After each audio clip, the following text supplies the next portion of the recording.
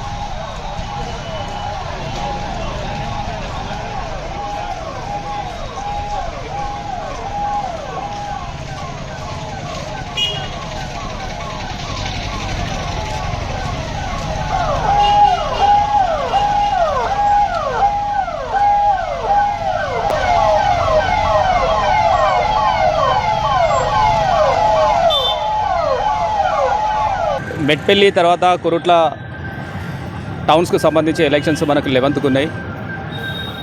ఆ ఓటర్స్ అందరూ కూడా కాన్ఫిడెంట్గా స్వేచ్ఛగా వాళ్ళ ఓటు హక్కును వినియోగించుకోవాలనే ఉద్దేశంతో మా పోలీస్ డిపార్ట్మెంటు తగిన చర్యలు అన్ని రకాలుగా తీసుకోవడం జరుగుతుంది. అందులో భాగంగానే వాళ్లకు శాంతి భద్రతలకు సంబంధించిన పూర్తి భరోసా ఇప్పించడానికే మేము ఈ ఫ్లాగ్ మార్చ్ చేయడం జరుగుతుంది.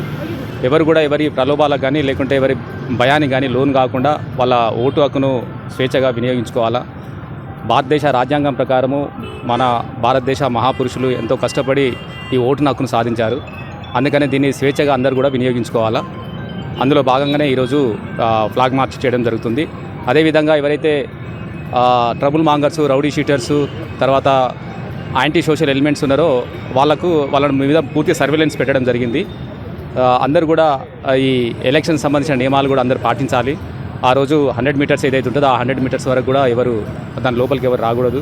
ప్రచారం కూడా ఆ రోజు రేపు 9th రోజు టోటల్ కంప్లీట్ అయిపోతుంది ప్రచారం. రేపటి నుంచి ఓటర్స్ తప్ప వేరే వాళ్ళు ఎవరు కూడా ఈ 2 టౌన్స్లలో ఉండకూడదు. అదేవిధంగా ప్రచారం కూడా చేయకూడదు. ఆ రోజు కూడా ఎలక్షన్ రోజు కూడా బయట ఉండి చిట్టీలు పంచుతామనే ఉద్దేశంతో అక్కడికి వచ్చి గుమిగూడి ప్రచారం చేయకూడదు. అది ఎలక్షన్ కోడ్ ప్రకారం అది నేరము. అందరూ కూడా గమనించాలా. ఓటర్స్ కూడా అందరూ స్వేచ్ఛగా ఓటు వేసుకోవాలని ఈ సందర్భంగా కోరుకుంటున్నాను.